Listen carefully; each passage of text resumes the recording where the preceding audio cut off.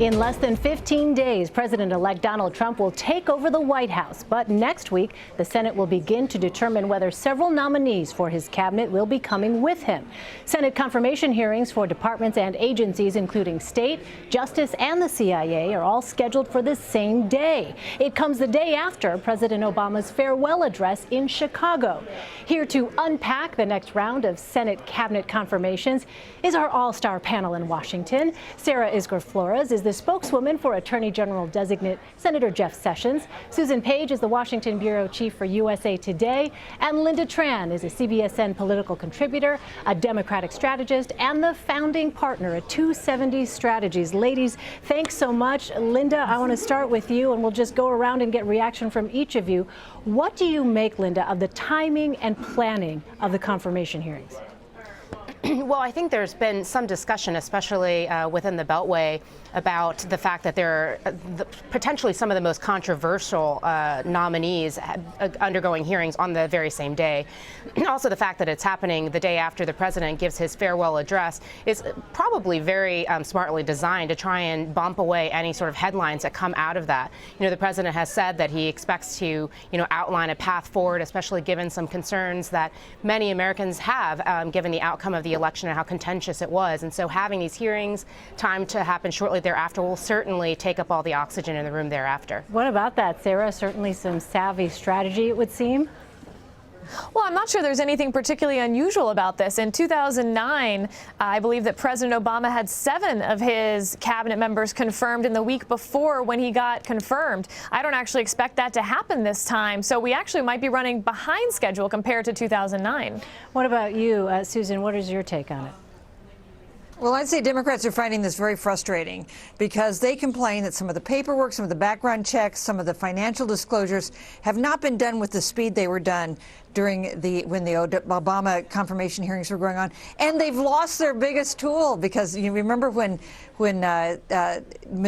Democratic leader Harry Reid decided to explode the nuclear option, which means they can only filibuster Supreme Court nominations, means that Democrats do not really have a way to block these nominations from going forward because Republicans only need 51 votes to pass, to confirm a nominee, and they've got 52 Republicans in the Senate. Yeah, as you know, Susan, some critics have said that the number of hearings is a way to basically jam through some of the more controversial cabinet picks and avoid having any one hearing dominate the news cycle. Would you say that's a fair characterization? Yeah, absolutely. And on the day you have those 4 hearings, including for Rex Tillerson for Secretary of State, that's also the day that Donald Trump is holding his first news conference as president-elect. That is going to be quite the news day, and I think the hope is, just as you suggested, that no one will remember who was that man who gave a speech the night before in Chicago. Sarah, what about that? Well, I think it's a little unfair to say that they're being jammed through. I mean, as Susan pointed out, I think totally correctly, Harry Reid's the one who set this all in motion. And the Democrats are still so stunned that they didn't take the Senate and that Donald Trump won this election that I think they're in a downward spiral in terms of what to do now, what their messaging is. They're shooting every which way and they don't have a coherent message going forward. So I think it is an opportunity for the Trump administration and for these nominees, but it's one that the Democrats have handed them, not one that the Republicans pushed through. There is also, though, as scheduled, as Susan mentioned, the president-elect is holding that news conference on January. There's a lot of headlines, Sarah, that are going to be generated that day. Well, there's a lot of headlines to come. Don't forget, we still have a Supreme Court pick that needs to be made. Obviously, everyone's anticipating that as well. But, this is what happens in a new administration. You have new cabinet picks. You have hearings going on while the president's taking office. I don't think it's going to be any less newsworthy when he gives his inaugural address either. So it's going to be a busy few weeks. And part of that is putting in place a new government. Lynda, how do you see it? Look, I do think that it ought to be pointed out that the least cynical view of all of this is that there are a number of nominees that have some very concerning controversies related to them. And if we were best serving the American public, we would want to have a full airing of all of those things and to be able to consider them and weigh them in a timely fashion. I cannot believe that it would be an accidental situation that some of the most controversial among the Trump administration nominees are all scheduled for the same day. Sarah, let me ask you, you are the spokeswoman for Attorney General-Designate Sessions. You've been part of his prep team. What areas are you focusing on as you prepare the senator for next week? Can you talk about some of that? Absolutely. Well, Senator Sessions has been clear about what he wants to bring to the Department of Justice and the vision that he has. It's really about bringing back the rule of law and mending relationships with law enforcement. And frankly, Jeff Sessions has had 40 years in the public eye as a prosecutor, as a U.S. attorney, as the Attorney General in Alabama, and 20 years as a U.S. Senator, all of which has been about upholding the rule of law. As a U.S. Senator, he was obviously also in charge of making that law. And as the Attorney General, he'll be in charge of enforcing it. What I think the complaints over the last 8 years have been, and rightly so, is that this has been a Department of Justice. It's been a political wing of the White House and has picked and choose which laws they'll actually defend and enforce. And Jeff Sessions wants to bring back the confidence that the Department of Justice will enforce the law and stand by law enforcement. Well, Sarah, I'm sure you're expecting Senator Sessions' controversial past with race relations to come up. Just this week, we saw, in fact, members of the NAACP, including the group's president, arrested protesting at the senator's office in Alabama. Does your team have any concerns regarding that in the forthcoming week? I mean, at this point, I think we've got a pretty good answer. The NAACP, shortly after being arrested, then sent out fundraising emails. This was a fundraising gimmick for them.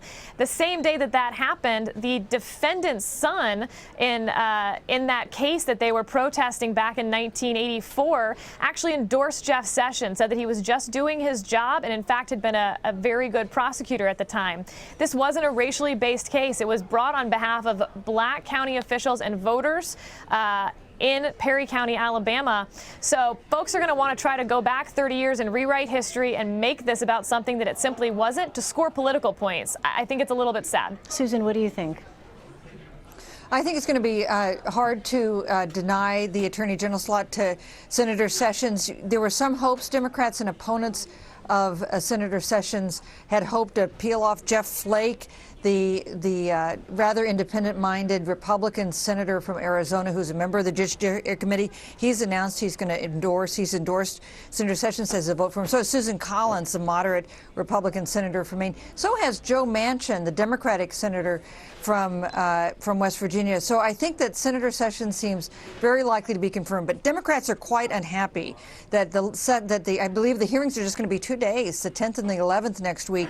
The Democrats think they'll only have a chance to call 4 witnesses at those hearings. That's less than we've seen before in some of the controversial appointments, like the one for John Ashcroft, for instance, a senator who also became Attorney General. So there are concerns about Jeff Sessions. Some of them relate to his past on racial issues, but I think Democrats do not really have very high hopes that they can deny him confirmation. Lynda, what are you hearing? Well, I'm hearing a lot of concern. I certainly don't think that this is about scoring any points or about fundraising. I think there are some significant, legitimate concerns that, yes, many Democrats, but people from both sides of the aisle have had about Senator Sessions. It was no mistake, of course, that he was blocked from the federal bench. People from both sides of the aisle in a very bipartisan fashion. He has made some incendiary statements in the past. He's supposed to be in this new role defending the Voting Rights Act, but he's called it an intrusive piece of legislation. So I think there's some very legitimate concerns, and the fact that people were protesting this week bore that out. On another topic here, Susan, the president-elect announced that he has chosen former Senator Dan Coats to head the Office of the Director of National Intelligence. Vice President-elect Mike Pence has been reported likening Coats to Nazis in the past. This was dating back to the 90s, something that had been written in an Indiana journal. What is your take on this selection? You know, I think Dan Coats, I think he's the only senator to ever serve 2 totally distinct terms, you know, kind of the Grover Cleveland of senators. But he was a highly respected senator from Indiana, a man who I think got along with both parties. I think that some people who have been very concerned about President-elect Trump's language when it comes to his rhetoric, when it comes to intelligence agencies, are somewhat reassured with the idea that Dan Coats would be the Director of National Intelligence. You know, one of the things that Donald Trump has talked about is there was a Wall Street Journal story today that didn't quote Donald Trump by name, but quoted sources close to Trump saying he was looking at really a streamlining and changing some of the intelligence agents, some of the way the intelligence apparatus works. And if they're going to pursue that, I think that some people, including some Democrats, think like Dan Coats might be someone that they could trust and deal with when it comes to those really controversial issues. All right, to be continued. Sarah Isgur Flores, Susan Page, and Lynda Tran. Thank you, ladies, so much. Thank you.